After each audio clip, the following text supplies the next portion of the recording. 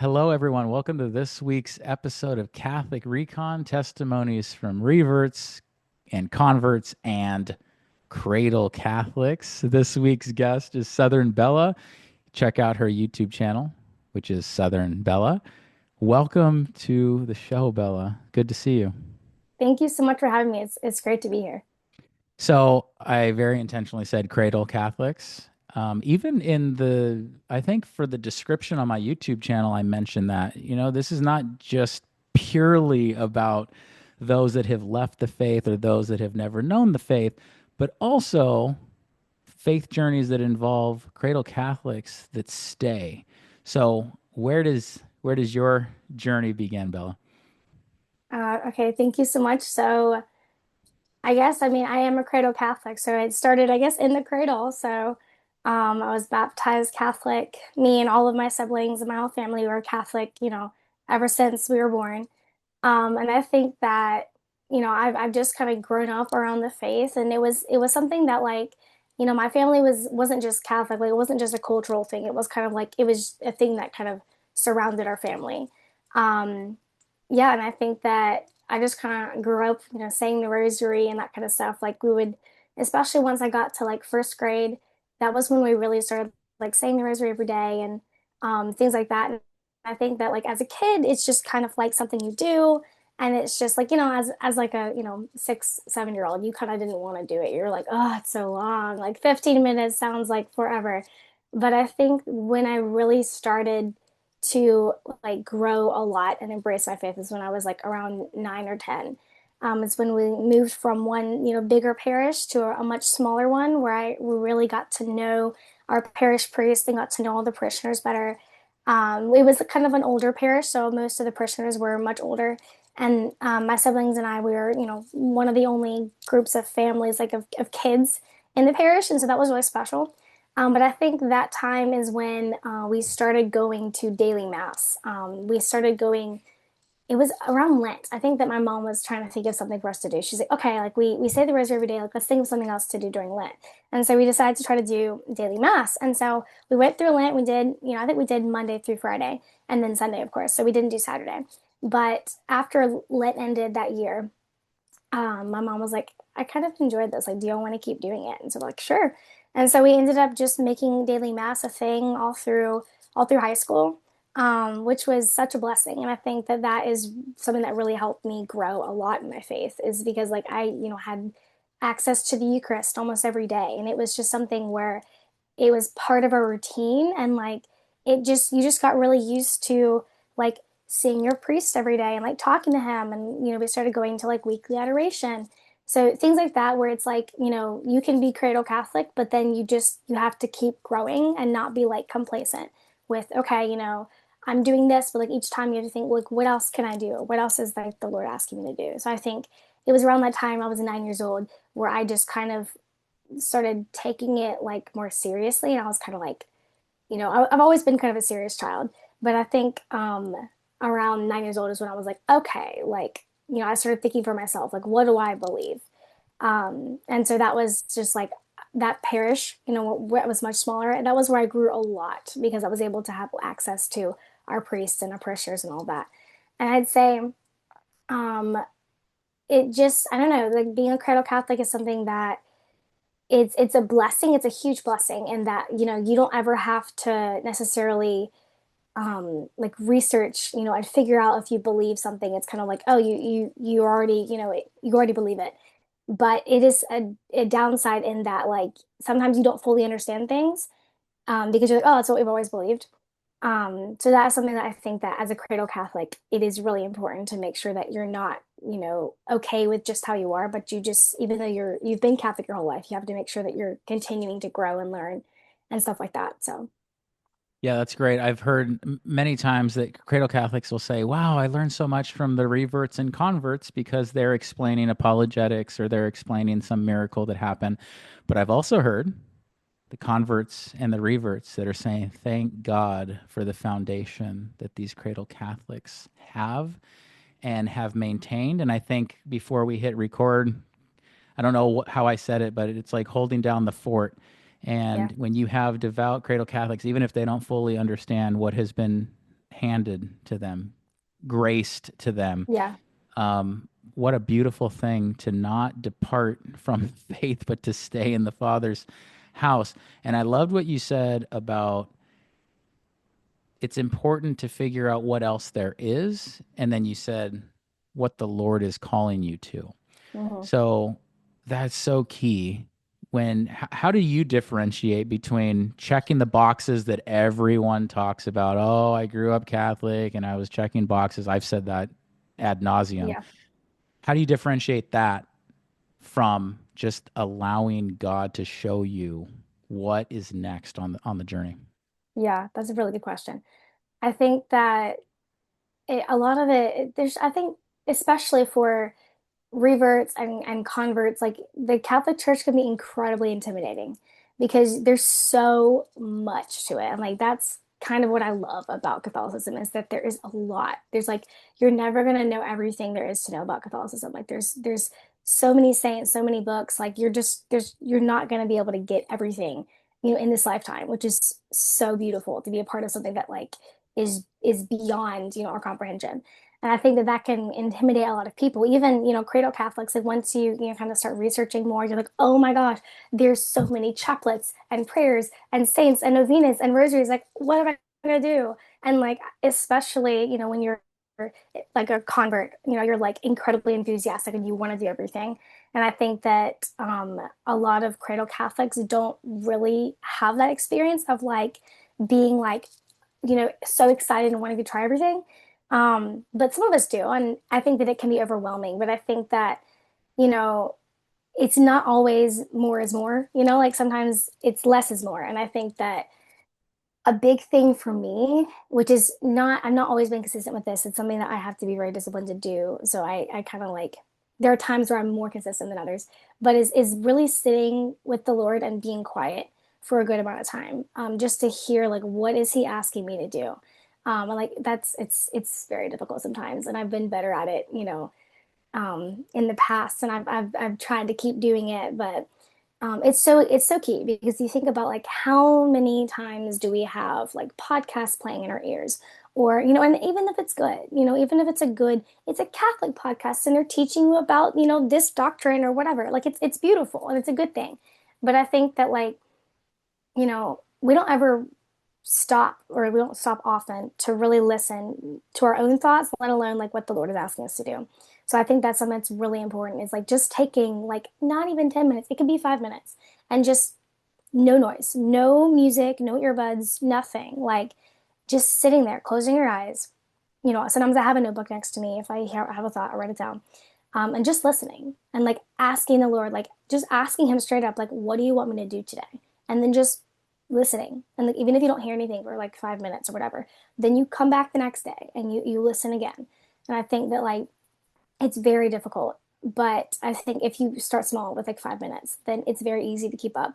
And I think that like as you do it more, you'll become like addicted to like hearing the Lord, because like you will hear him, like you will, like you give him that space and he's gonna speak. And I think that it's something that we could all use, more, I think, in our lives is just more quiet.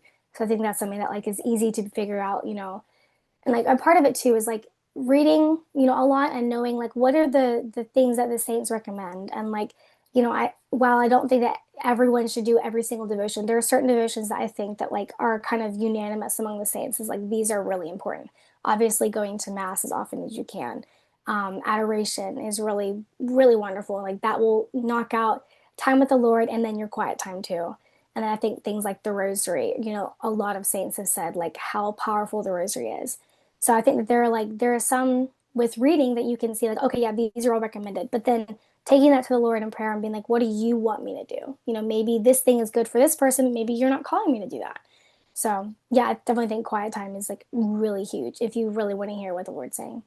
That's well said. So it keeps you from being hasty in your decision Yeah. making, obviously. How do you recenter when you get distracted and you're working through this? There are a lot of people that it's so difficult to Yeah. find the time to be silent, and it takes training, as you mentioned. But how do you keep coming back to center? Yeah.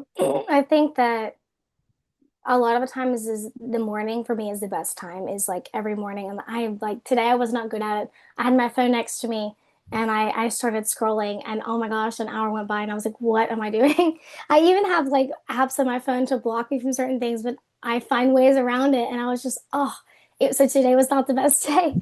But on a really good day, I will sit, in my little quiet area and I'll have, I'll say certain prayers or whatever. I have my daily prayers that I usually say. I'll do Bible in a year with Father Mike Schmitz. I absolutely love that. And then, on certain days, or I try to do it every day. I'm not good at it every day, but I try to. Is just, you know, if you really get super distracted, maybe you could play some white noise in the background, play some like rain sounds or something that will kind of tune it out, and then just set a timer for 5 minutes. And once the timer's up, then you're done. Like don't push it. Because then if you push it, then you're gonna get burnt out. And like some days you're gonna want to push it. Like, oh, it feels so good. I want to do another 5 minutes. And like that's great. But like don't do that every day because then you're just gonna get like tired. So do 5 minutes and then as you get better at it, then do, 10 more minutes. I feel like that's something that really helps because I can kind of tell when I'm like stressed or tense or I feel like almost like I've missed the Lord. Like, I'll talk to him throughout the day, but it's like sometimes you like crave that time where it's just you and him. And like I can tell when I've kind of like feel like I'm missing him. So I feel like just having 5 minutes of quiet time, or just not even 5 minutes, like 2 minutes, where you just like have that time, even in the middle of the day, where you just like, what do you want to say? So Perfect. that's something that really centers me a lot, is just having some quiet time. And were you ever tempted to look outside of the Catholic faith, whether Protestant faiths or just secularism, atheism? Was there any period of time that you felt that there might be something Yeah, off? there was. I think that around that time when I told you I was like 9 years old, where I really started investing in my faith. The reason I really started doing that was because I started having doubts about the Eucharist. And I think that like as a kid, kind of you always I feel like things kind of like kids always have doubts because they start like questioning things for themselves, which is good. But it was kind of like intense where I was like, this can't be true. Like I just got to the point where I just was like, there's no way this is true. And like that was difficult because I started questioning a lot of stuff around that time. And luckily it didn't last very long. Um, I kind of recognized it as probably like a temptation from the devil to stray. But that was a time where I just like I wrestled with it for a while. For as a 9 year old, it felt like it was years, but it was probably like a couple months. But I wrestled with it for a bit, and then there's this prayer that you pray in front of the Eucharist, or before you receive Him. Where you say like, "I believe I'm about to receive, body, blood, soul, and divinity of Jesus Christ," and then it says, "I believe it because you said it." And I'm ready to give up my life to maintain that truth. And so for me, I added to the prayer, which I don't know if you're allowed to do this, but I did. I added, I don't understand it, but I believe it because you said it. And it just kind of, to me, I was like, I'm not going to get it. I'm not. And I think I just got tired of wrestling with it and trying to understand that. I was like, you know what? Kind of like with St. Augustine and the Trinity, I was like, I don't get it. I got to leave it. Like, and luckily, I feel like that's part of like an act of faith. Is like, you know what? I don't understand it, but I trust that there are thousands of years of people before me that didn't understand it but believed it. So like I can't be smarter than them. So I just gotta like give it to the Lord. So that was something that like that was tough for a while. I think that was when we started going to adoration regularly, and I think that the devil didn't love that very much. He's like, let's see if we can mess with her. So that did mess with me for a bit, but I would say in college, I was never tempted necessarily to not, to leave the faith, but I'd say that there were definitely periods where I was more on top of my faith and more consistent with my prayer schedule and, say my daily rosary and all of that um, before college. And then during college, things just get busy and you get distracted. And I would say that it wasn't necessarily that I was going to, leave, but it was more like I wasn't as on top of things. And then I will say, and like the like dating different people who were not Catholic, that was a big struggle. Not necessarily to leave the faith, but it was very much like, should I compromise in this area? And luckily, I didn't. But that was a big temptation to um, not give up my faith necessarily, but to to compromise in a way that I know I wasn't actually okay with. Sure. And in like in the way of like my faith and allowing things that I didn't actually agree with just because I love this other person. Um, but yeah, I'd say like I've never been tempted to actually not be Catholic, but there have been times for sure where I've doubted certain things of the faith. So yeah, Do you come across other people like you? Because I feel like many other youth, Catholics are cradle Catholics, but it appears, especially on a channel like this, that perhaps it's a unicorn. Have you come yeah. across other young cradle Catholics? I have, but I will say it's difficult. Like being in the Bible Belt, that's kind of where I Oh, am. It's hard because I'm lucky to be in a very Catholic city, but it's kind of the culture in the South here too. It's very much like a lot of Protestants, and I love them. God bless them. Like that's part of the reason why I started my channel was for Protestants too. It was for cradle Catholics, but also for Protestants who are more open and who are like searching. I wanted to show them that basically like they have all these conceptions and these lies that people tell them about Catholicism, and it's not true. Like we have very reasonable dogmas, very reasonable doctrines. They're very biblical. So that's part of the reason why I started my channel was for Protestants. But I will say it is difficult finding someone who's a cradle Catholic and not just like cradle Catholic, but like a faithful cradle Catholic. I think that you can say you've been Catholic your whole life, but if you true. don't believe what the church teaches, then it's like, what's the point? So I'd say like it is very difficult, but I'm very blessed in that I have a lot of siblings that we're all raised the same way and we all believe the same thing. So it's very nice to be able to have people similar in similar age groups to me that believe the same thing. So it is hard, but I've made a lot of friends, and my best friend is actually she's not even Christian. But I love her to death, and I think that she's very open, and I'm praying that one day she'll join me in Catholicism and the Catholic faith. But no, it is. I would not necessarily say I'm a unicorn, but I would definitely say that it is difficult to find people who are faithful cradle Catholics. And that's the good distinction. That's what I meant to say. Yeah, Yes. faithful cradle Catholics, because a Yep. lot of people will say, "I went to Catholic school. I know Oh the my whole gosh. faith." Yes. I'm like, oh, That's not okay. necessarily true. It's true. Like they'll say something and then they'll say something that I'm like, okay, that's not right. And then they'll like back it up by saying like, oh yeah, I went to Catholic school. I'm like, oh, okay. Like, Yeah. what is that saying that Fulton Sheen says that if you want your child to lose the faith, send him to Catholic Oh school? my I'm gosh. like, Did goodness he say gracious. that? I didn't even know that. Oh my gosh. Yeah, it's a Well, shame, but it's like my parents went to Catholic school. I was homeschooled. So I definitely say that that helped a lot with my faith was being homeschooled. Went to college, but all through high school, was homeschooled. And I think my parents went to Catholic school, and I think that in having us and in growing and learning more, they just became more and more devout. And I think that that's something that like I, you know, give people a lot of patience and a lot of like, grace in that like, you just some people just don't know. They're not malicious in that they're trying to do something they're not supposed to or that the church doesn't teach, but like they just don't know. And I yeah. think that's so tough because like I feel so blessed every day that I had parents that knew, Y- what the faith was. Yeah. Absolutely. Were you getting kind of a dual formation? Were you going to catechism and getting formation also through homeschool? So my homeschool was actually a homeschool, like a Catholic homeschool group. Oh, So my mom, she like has her master's degree in education, so she taught us, and it was awesome because our religion courses they were very difficult, but they were so in depth. They were fantastic, and my mom was saying like as she was teaching us, she was learning along with us, which is so beautiful that like like and that's something that's like hard for me to grasp because I know so much from her, and I think like learning along with your kids is such a like beautiful but like humbling experience, because like as an adult you want to be like, oh, I know everything, but like she admits like she's like, yeah, I was learning along with you, and it was so beautiful. But like yeah, I'm so grateful for my mom, my parents, and my upbringing. But I think that yeah, because I was raised Catholic, but I think that being homeschooled like that really helped.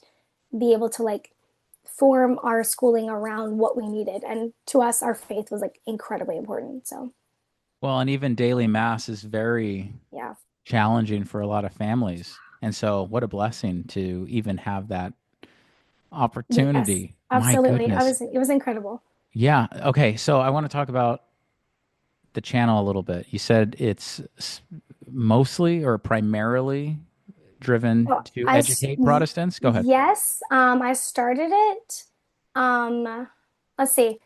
I started it the very like 2 years ago. I started it and it was not Catholic at all. If you scroll through my videos, you'll see a whole bunch of Catholic ones and then a whole bunch of random ones. I started it initially because I just loved cinematography. I loved editing videos, and my siblings and I would film videos all the time, and they were not good, but I loved editing them, and it was just so much fun. And so I just loved the filming editing process. I was like, I kind of want to do YouTube, and like I'm very easily bored. So I was like, I need something different. I need another avenue. So I started it. I believe I was a sophomore in college when I started it. And it was just kind of whatever I wanted to do. I didn't have a niche or anything. And I did it for about a year. And then at that point, I started getting, I think I started it in junior year. So I stopped around senior year because things were about to get really busy with college. I was about to go into like the very intense like student teaching part of college, and I was like, I don't have time for this. So I stopped. And then I started back up in November, and I was like, I want to do something that I'm not going to get bored with. And so I was like, what's a topic that I am passionate about, that I know a lot about, and that I'm never going to get bored with? And I was like, my faith. Like, I love it. Like, I could talk about it all day. And so I was like, yes, definitely doing that. And then the Conclave movie came out, and I was like, oh, wait, perfect. Let me watch this, and then I'll review it, and let's see how it goes. And I was pretty happy. I feel like that video got a lot more traction compared to my other ones because I actually had like a niche, like a topic that I was focusing on. And so it just kind of built from there. And then as it went on, I was kind of like, okay, I really want, you know, to educate Protestants because I feel like, especially in the Bible Belt, I hear a ton of people say all sorts of things about Catholics, and I'm like, that's not what we believe. Especially like, meeting a lot of Protestant friends and whatever. They just, and it really like I'm dying for people to know like the truth. Like it really just like it upsets me that like people I care about they believe something that's not true. And so I was like, you know what? I'm gonna teach it in a really biblical way because like Protestants love the Bible. And like let's just make sure that it's biblical, and I'm backing everything up with scripture so that they're like, okay, I can see how it is. Because if I just lead with the catechism, they're like, okay, whatever. I don't, that doesn't mean anything to me. And so like especially like I love Our Lady. And so anything with Mary, I was like, yes, let me get some scripture and like back it up.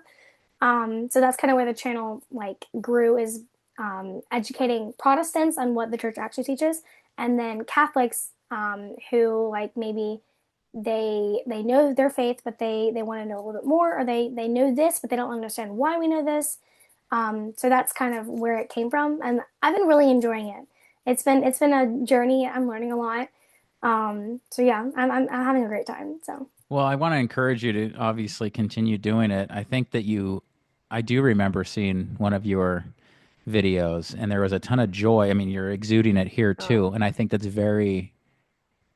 it goes without saying, but I'm going to say it anyway. If you're going to reach out and talk to Protestants, put your best foot forward and show some charity and some yeah, joy and relax. And I think that's what I was sensing. That's the sentiment that I got from you. So I want to encourage you in that. I also am curious about how, if you were to speak to, and I'm sure this is going to increase as you go further with your channel, how do you address non-Protestants? So if you have someone that has no background in yeah, Christianity, how do you pivot to yeah. address that? That's tough. I mean, yeah, like that's something that I think that if you're not Christian, I think that if you feel really deeply, if you really think about it, like you're missing something. Like you can't there you have, because God made you for himself, and if you don't believe in him, then you're obviously missing something. So I think that if you don't believe in Jesus at all, I would really encourage you. And I think my best friend who I was telling you is not even Christian. She's really good at like she has a very logical mind. And so she looks at like all the religions of the world and she just kind of looks at, okay, like what part of each of these do I agree with? And I think that's a great way to start is like look at all the religions. It's like, first of all, like, do you believe in like one God or do you believe in many gods? And like you can narrow it down from there. Okay, so there are only a few religions that believe in one God. So then go from there. It's like, all right, now do you believe in Jesus? Do you believe Jesus was God? And I think a really good way to do that is to look at the scriptures, look at the Bible, read it, and see what you think. I think even though I know probably a lot of non-Christians are going to be very like hesitant about any like program or whatever, but I've been doing Father Mike Schmidt's Bible in a Year, and it's incredible. He like gives such a good overview of like the whole salvation history is what we call it. Just the whole history of the Bible and how it works its way through, starting with Genesis all the way to Revelation. Like it's so good. But I'd say if you're not Christian, and you're thinking about, or maybe you're not even thinking about it, I'd say like, and or you feel this that you're missing something. I would look at Jesus and say, okay, like what are the three things they say? They say that he's either a liar, he's either a lunatic, or he's God. He's true. So he can't. If he's lying, then obviously like you don't believe it.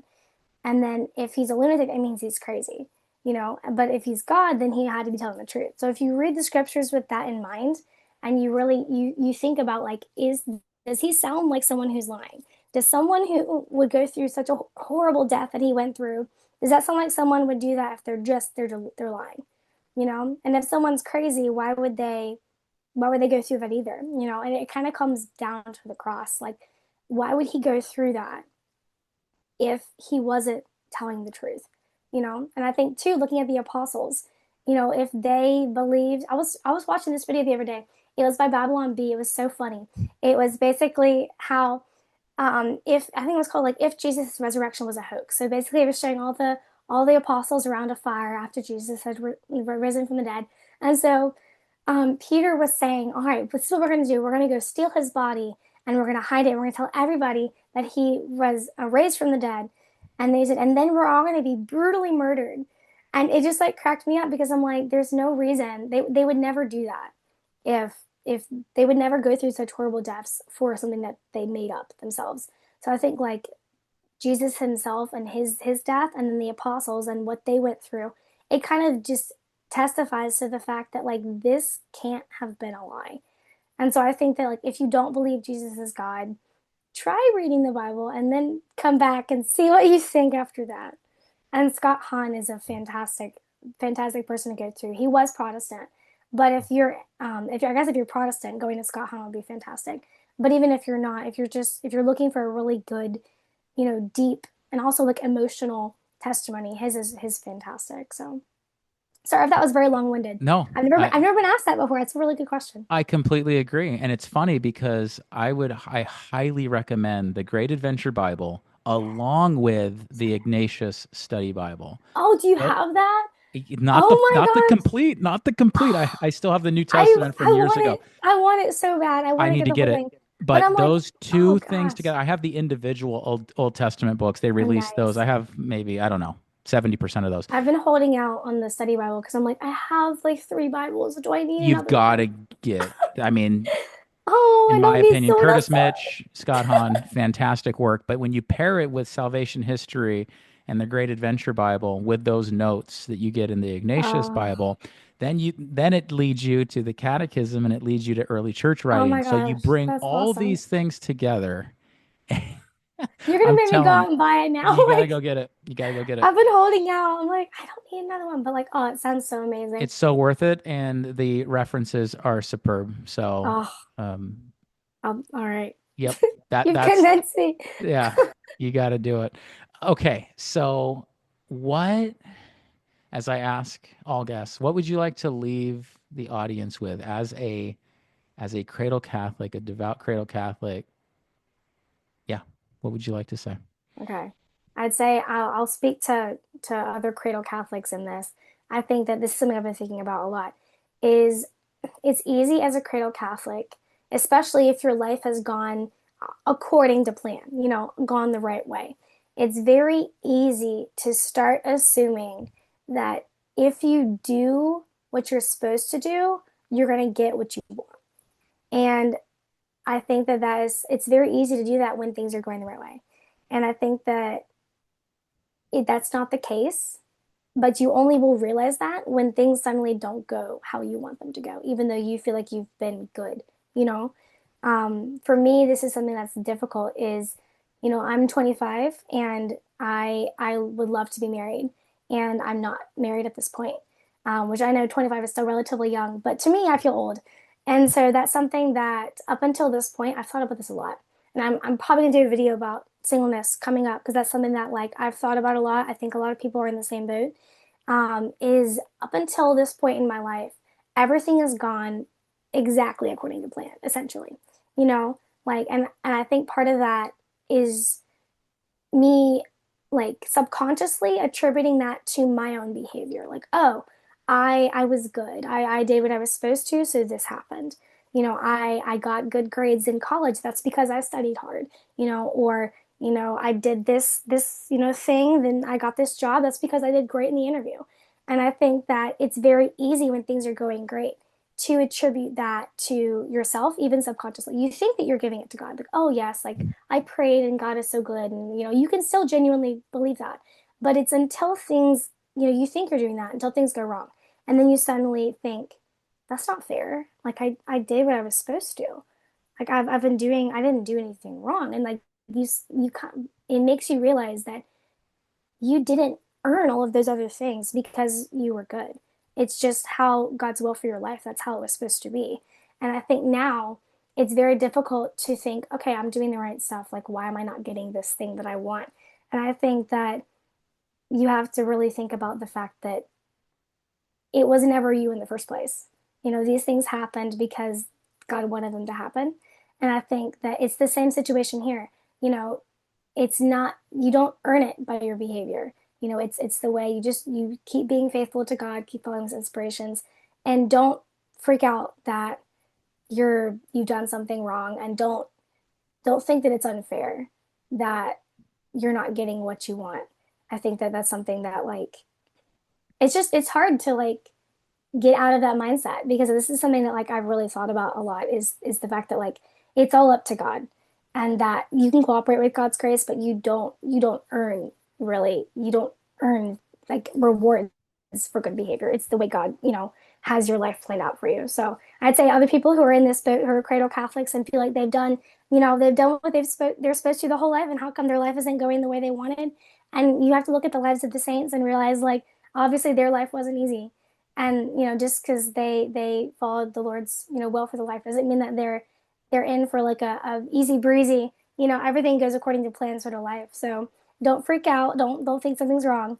Sometimes this is how God uses you, and this is how God like has you trust him more. So that's something that a little off topic of what we were discussing, but I think that's something that like, I really want cradle Catholics to realize is like just because you've been Catholic your whole life doesn't mean that everything's going to go to plan, and that's beautiful. So, Could not agree more. And the converts need the reverts, need the cradle Catholics, and we all are one body. And I want to remind everyone of that. Pray for each other. If someone did not hit rock bottom and you did, pray for that person. Vice yeah. versa. Uh, I'm a big proponent of praying for others. Blessings to you and your family. The grace that has been given to you, you take it very seriously. Um, and every time we release a video, it's important to just continue to pray for each other and your journey and everything that God has laid out for you, and you'll discover it in due time, obviously. And just appreciate your honesty, and it's a beautiful testimony. Yes, testimony to God's grace and a family that cares deeply about the children. So Yeah. Thank you so much. This was such a pleasure. This was such a joy talking with you. You asked great questions. Yeah, you're a great conversationalist. This was awesome. Thank I you. appreciate it. So Yes, Southern Bella is the YouTube channel. We'll put that in the description. And please share this episode. And until next time, take care and God bless you. Bye.